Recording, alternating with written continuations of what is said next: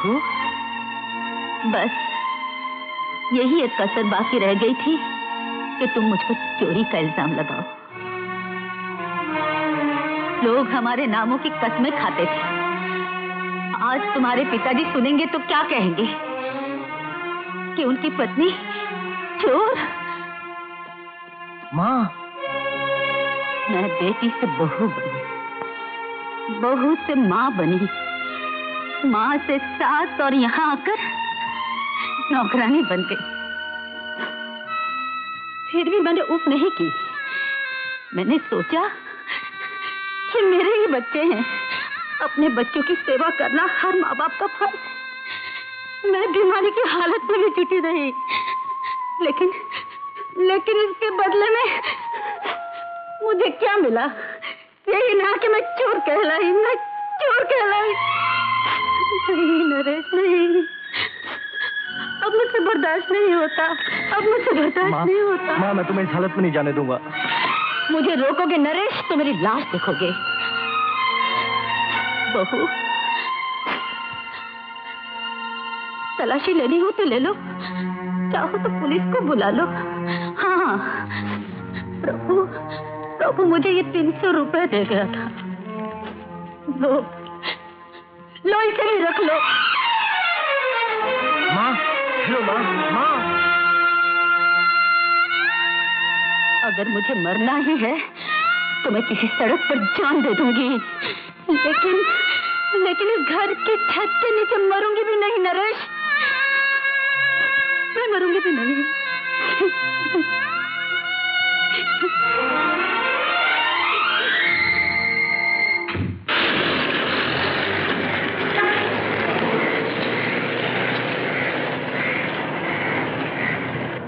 अरे बेटे, स्टेशन का रास्ता किस तरफ है? माँ जी, आप यहाँ से सीधे चले जाइए, उसके बाद बाएं हाथ की तरफ मुड़ जाइए। अच्छा।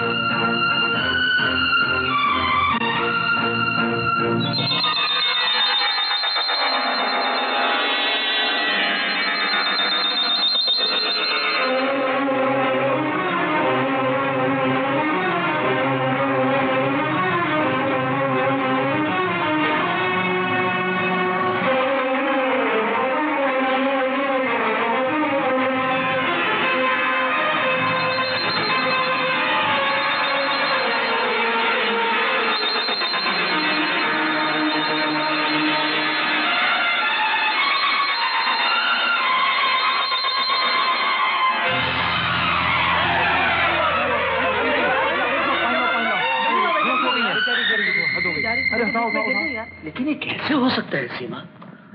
अगर तुम्हारी माँ को पता चल गया कि तुम हमारी खातिर अजय से नहीं मंजीत से शादी करने को तैयार हो तो क्या सोचेगी वो? नहीं बेटी नहीं, अपने बूढ़े माँ बाप की खातिर कोई इस तरह अपनी जिंदगी बर्बाद करता है? पिताजी, अगर बच्चों को पाल पोस कर बड़ा करना माँ बाप का फर्ज है तो बुढ़ापा में माँ बाप की देखभाल करना बच्चों का फर्ज है। सुना अजय, इसकी बातें सुनी तुमने? कल की ये नन्ही मुन्नी गुड़िया आज हम बूढ़ों का बोझ अपने कंधों पर उठाएगी और फिर लोगों के घर बेटी पैदा होती है तो उन्हें दुख होता है कि हमारे घर बेटा नहीं हुआ। अगर तुम्हारा खत मुझे वक्त पर नहीं मिलता तो सीमा, तुमने अपने आप ही फैसला कैसे कर लिया कि मैं जिम्मेदारी उठाने के काबिल नहीं हूं? इतना भी यकीन नहीं था मुझ पर। गरीब आदमी के पास और कुछ नहीं सही, लेने के थोड़ा सा अभिमान ही तो होता है, उसे तो रहने दिया होता। सच कहता हूँ सीमा, मैं तुम्हारे माता पिता को अपनी सर आंखों पर बिठाता। अच्छा बेटा, मुझे तुम पर बहुत मान हुआ है, लेकिन बेटा हमारी कुछ परंपरा है, हम लोग बेटी के घर का पानी भी नहीं पीते। पिताजी, आपका तारा है। अवतार, बेटे पढ़ो।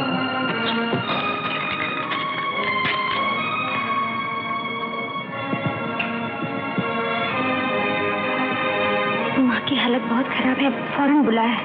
क्या? नरेश का टेलीग्राम है? नहीं, सेंट्रल हॉस्पिटल से आया।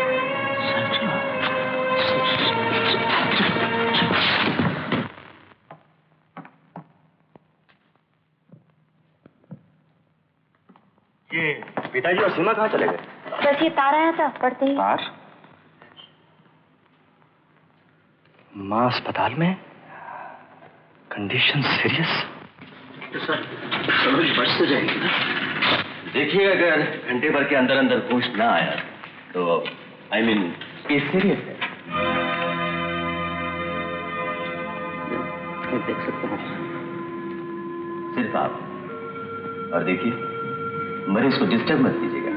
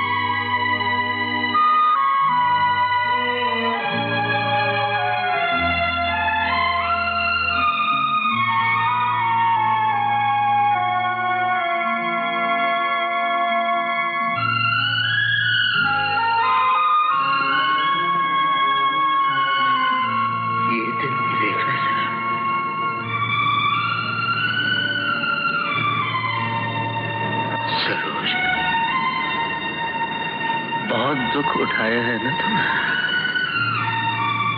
सुखी होना चाहती हो, अकेले।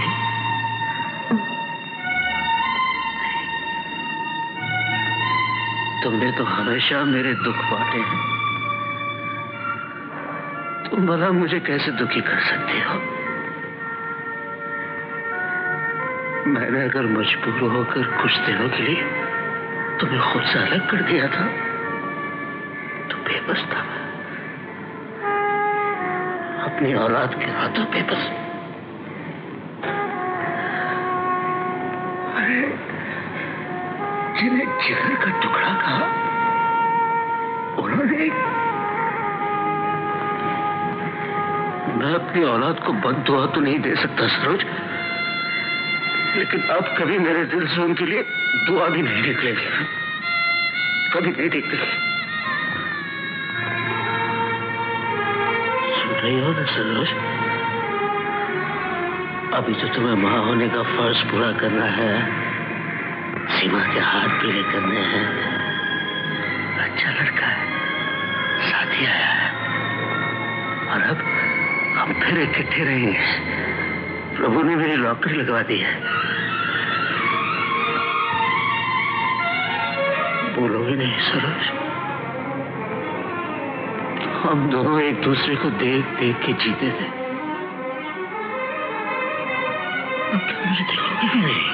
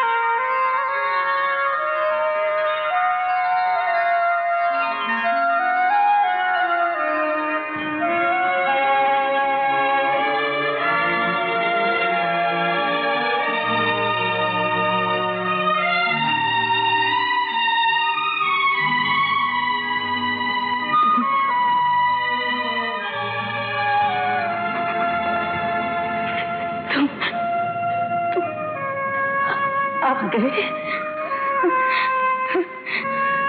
ये देखो कौन है। ये प्रभु।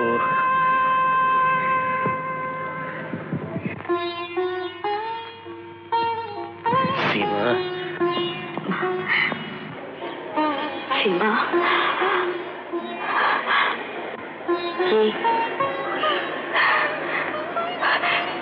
अजय है ना? साहब, कोई मिस्टर नरेश आए।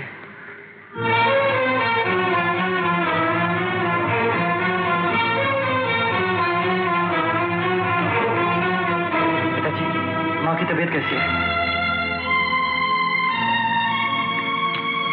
किसकी माँ?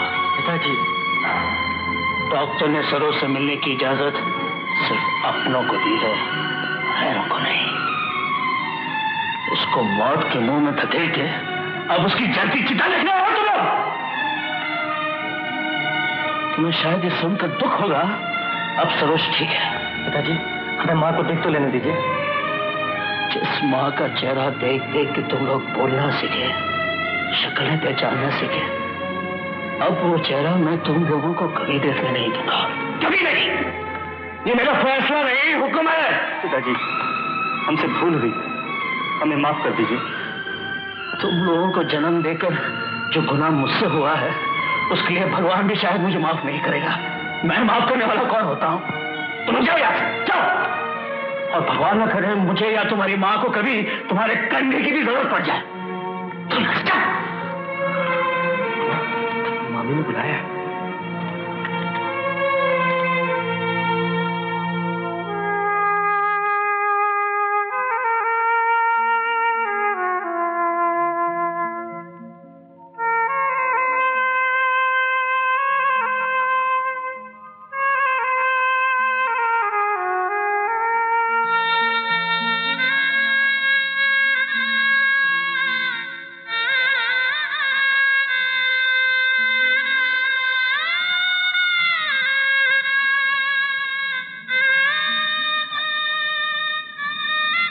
अंदर आओ बेटे।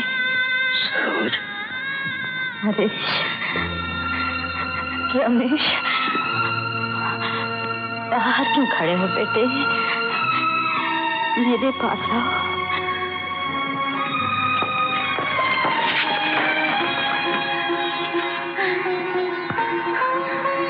बेटा,